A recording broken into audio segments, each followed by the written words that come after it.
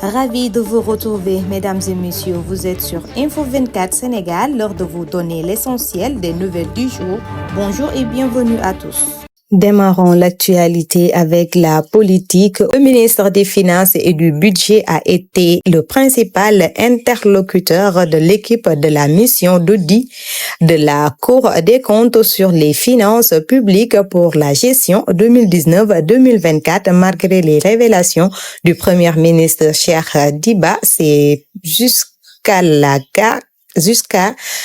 garde de commenter en tout cas publiquement la gestion du régime précédent avec lequel il a collaboré. Jamais un ministre des Finances au Sénégal n'a été en retrait sur un dossier qui concerne les finances publiques, malgré cette polémique qui tient le Sénégal en haleine depuis le 26 septembre 2024 avec l'annonce du Premier ministre qui, hors d'une conférence du gouvernement, avait révélé les maquillages de chiffres par le pouvoir sortant. Cheikh Diba a brillé par son silence. Il s'est jusque-là gardé d'évoquer le sujet, en tout cas pas en public. Selon nos informations, ce silence du ministre est devenu un sujet de débat.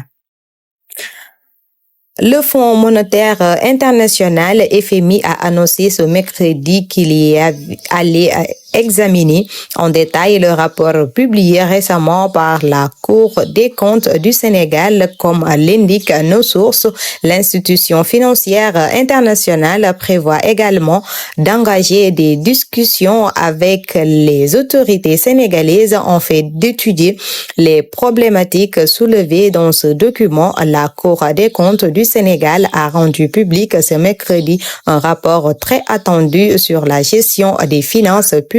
L'audit confirme que l'administration précédente a fourni des données inexactes, notamment sur la dette et le déficit budgétaire. C'est officiel ce mercredi 12 février 2025. Le rapport explosif de la Cour des comptes tant attendu révèle des pratiques de gestion financière profondément inquiétantes dans les finances publiques sénégalaises. Ce rapport, qui couvre la période de 2009 à 2024, expose une série d'irrégularités et de manipulations comptables, démontra que la situation budgétaire et financière du pays est bien plus grave que ce que le gouvernement a laissé entendre. Les chiffres parlent d'eux-mêmes et remettent en cause plusieurs faits.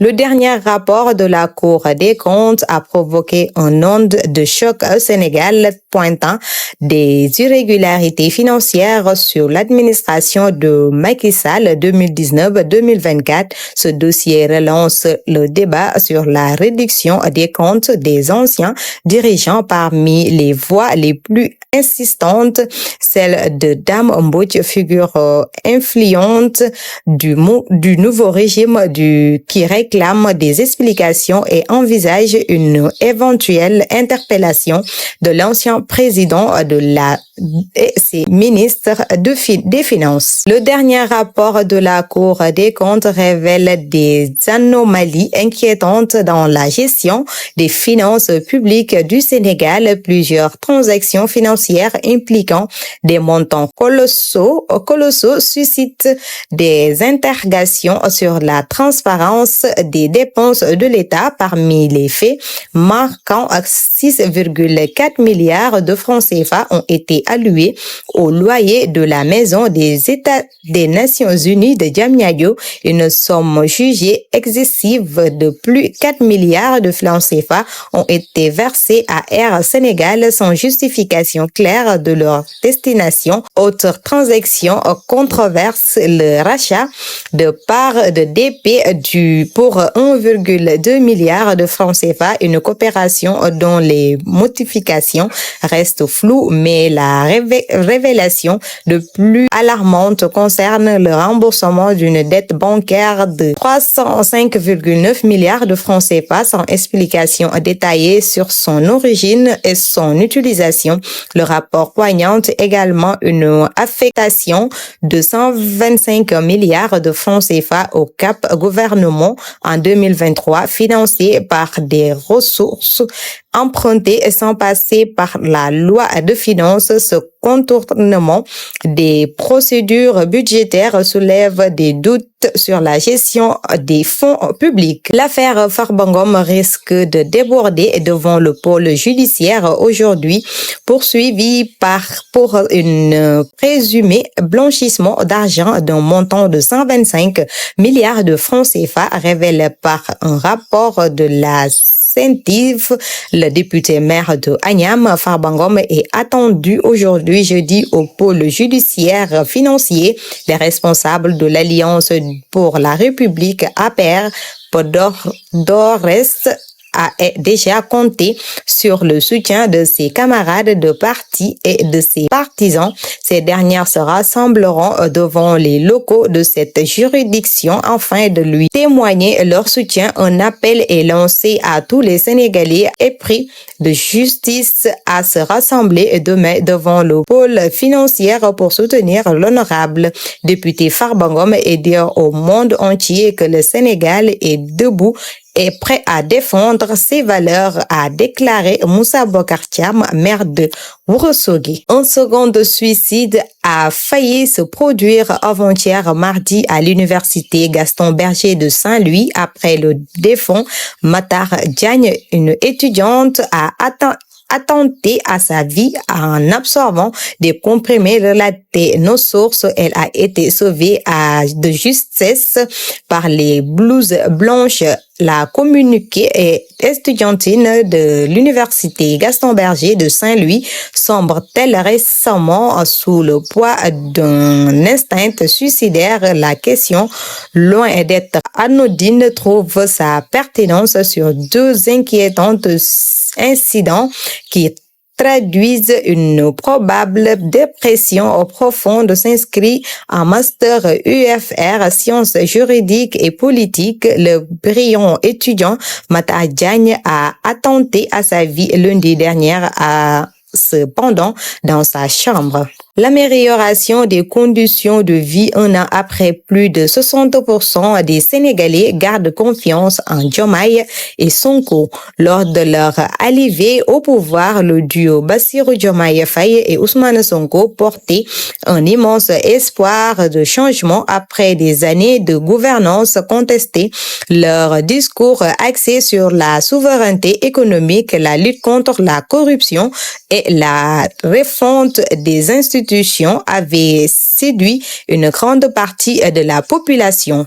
Leurs promesses de rupture avec l'ancien système et leur engagement envers une gouvernance transparente ont suscité une forte adhésion, notamment auprès de la jeunesse et des classes populaires. Un an plus tard, les attentes demeurent élevées et les Sénégalais scrutent attentivement les premiers résultats de leur gestion. Au lendemain de la mort de Matar Diagne, l'étudiant en master retrouvé pendu dans sa chambre lundi dernier, une nouvelle affaire de suicide agite l'UGB. Une étudiante dont l'identité n'a pas été dévoilée par notre source qui donne l'information dans son édition de ce jeudi a été retrouvée inerte dans sa chambre mardi. Le journal rapporte qu'elle aurait tenté de se suicider en incursitant plusieurs comprimés secourus d'abord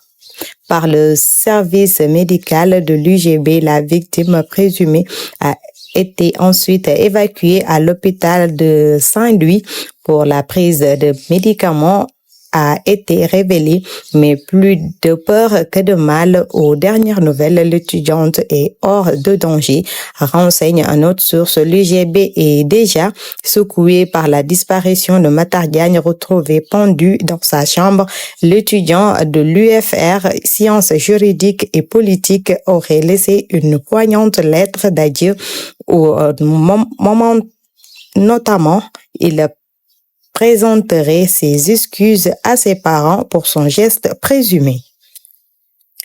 L'affaire du décès de l'étudiant Matar Diagne retrouvé sans vie dans sa chambre à l'UCB de Saint-Louis n'a visiblement pas livré tous ses secrets. D'après les informations, il a été retrouvé pendu avec un drap et présenté une blessure profonde au cou.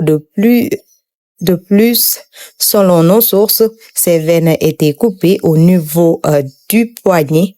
Comment peut-on se couper les veines et ensuite se suicider par pendaison? S'interroge une expert qui s'est exprimée dans les colonnes de nos sources sur supputation vont bon train à l'UGB où la mort de l'étudiant Matar Diagne en Master 1 à l'UGR FJP continue de défrayer la chronique. Certaines évoquaient un suicide, mais selon les nouvelles informations relayées par nos sources, la thèse d'un assassinat semble prendre de l'ampleur, ce qui suscite la colère des pensionnaires de Sanar. Le drame survenu au village à UGBA a été très mal accueilli par les étudiants plongés dans l'émoi de la consternation concernant la lettre qui circule sur les réseaux sociaux. Plusieurs témoignages recueillis par nos sources estimant qu'il ne s'agissait pas d'une publication programmée et privilégiée, plutôt d'hypothèse d'un piratage de son compte. L'enquête confiée à la police scientifique est en cours.